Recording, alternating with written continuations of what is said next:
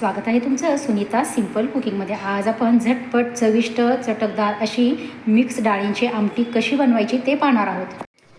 भाजीला जर काय नसेल तर अशा वेळेस आपण घरातील उपलब्ध साहित्यामध्ये आमटीचा एक प्रकार आज आपण पाहणार आहोत। त्यासाठी इथे मी हरभरा डाळ घेतलेली आहे, अगदी थोड्या प्रमाणात मी सर्व डाळी घेतलेल्या आहेत। मसूर डाळ घेतलेली आहे, ही तुरीची डाळ घेतलेली आहे, अगदी 1 चमचावर मी इथे उडीद डाळ देखील घेतलेली आहे आणि ही मुगाची डाळ घेतलेली आहे। या सर्व डाळी आता आपल्याला एका कुकरच्या डब्यामध्ये आपण काढून घेऊयात आणि या स्वच्छ धुवून कुकरला लावण्याच्या 2 शिट्ट्या करून घेऊयात।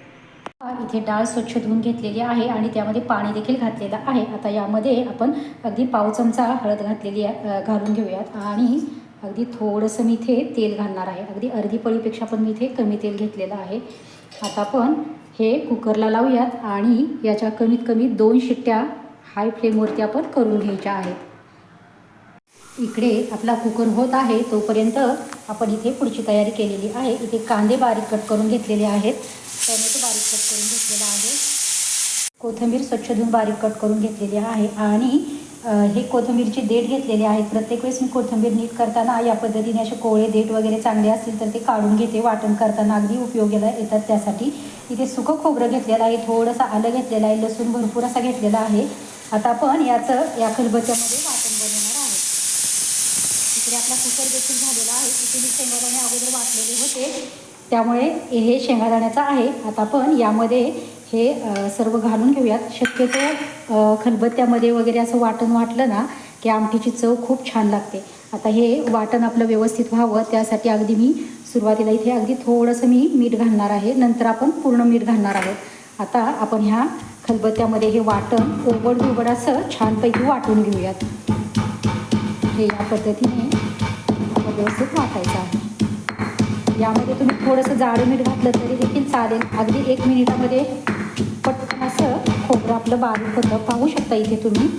असं वाटून घातलं ना की आमटीची चव देखील खूप छान लागते। आता मी हे वाटून घेते अगोदर।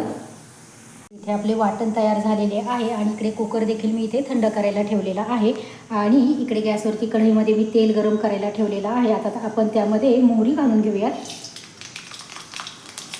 थोडेसे जिरे घालून घ्यायचे आहेत, हिंग घालून घेऊयात आपण थोडासा आणि हा कांदा मी या पद्धतीने कट करून घेतलेला आहे तो आपण यामध्ये घालून द्यायचा आहे। सर्व कांदा मी यामध्ये घालून घेते आणि हे व्यवस्थित आपल्याला आता फोडणीमध्ये मिक्स करून घ्यायचं आहे छानपैकी। कांदा आपण बारीक गॅसवरती छान असा थोडासा परतून घेऊयात अगोदर हलकासा। आपली आमटी देखील खूप छान अशी चवदार बनून तयार होणार आहे। आता इथे कांदा बऱ्यापैकी थोडासा परतत आलेला आहे। आता त्यामध्ये हे टोमॅटो बारीक कट करून घेतलेले आहे ते देखील आपण यामध्ये घालून घेऊयात आणि हे व्यवस्थित छान असे आपण आता परतून घ्यायचे आहे। कांदा टोमॅटो आपण छान असं 1 मिनिटभर असं परतून घेऊया। कांदा टोमॅटो छान परतत आलेला आहे। आता यामध्ये आपण हे खलबत्त्यात वाटलेलं वाटण आहे ते घालून घेऊयात। या डिशमध्ये मी काढून घेतलेलं होतं ते। आता हे वाटण देखील आपण यामध्ये छान असं मिक्स करून घ्यायचं आहे। म्हणजे वाटण देखील आपण यामध्ये छान असं परतून घेऊया।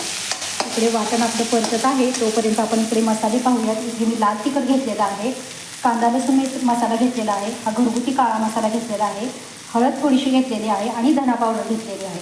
आता हे सर्व कोरडे मसाले आपण यामध्ये घालून घ्यायचे आणि हे मसाले देखील आपण या वाटणासोबत असे मिक्स करून चांगले परतून घेऊयात। आता हे मसाले परतत असताना अगदी थोडंसं मी यामध्ये पाणी घालणार आहे, म्हणजे आपले मसाले देखील छान परतले जातील आणि करपणार देखील नाही। त्यासाठी अगदी थोडंसं पाणी घालायचं आहे आणि छान असं आपण आता 2 ते 3 मिनिट आपण हा मसाला व्यवस्थित असा परतून घेऊया। तोपर्यंत आपला कुकर देखील थंड होईल। आपलं मसाला छान परतलेला आहे। आता यामध्ये आपण थोडीशी अगदी कोथिंबीर घालूयात। वाटण परतताना ते मिक्स करून घ्यायचं आहे आणि इकडे आपली डाळ देखील छान अशी तयार झालेली आहे। आता आपण एका रवीच्या किंवा विस्करच्या सहाय्याने आपण ही डाळ आता व्यवस्थित अशी मिक्स करून घेऊया.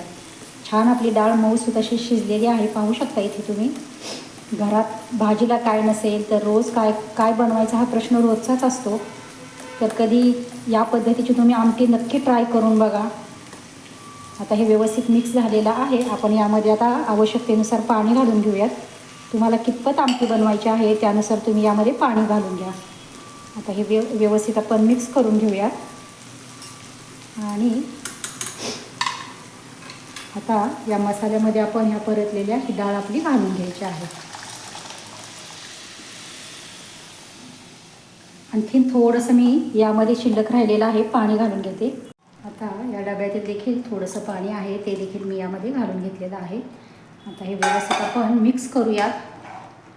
आणि आपली आमटी मी जरा घट्टसरच ही आमटी करणार आहे, खूप जास्त पातळ पण नाही करणार आहे. तुम्हाला जर पातळ हवी असेल तर तुम्ही यामध्ये आणखीन पाणी ॲड करू शकताय.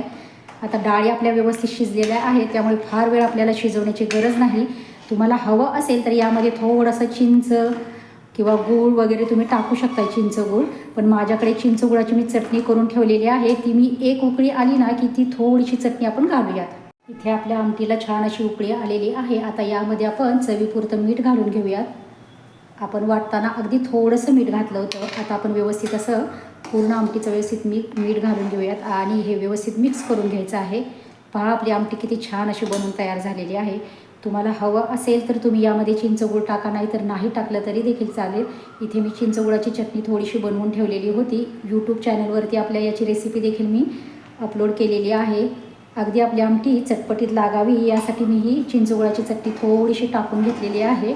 आता हे व्यवस्थित मिक्स करूयात, म्हणजे आंबट गोड तिखट चवीची आपली छान चटकदार आपली आमटी बनवून तयार होईल.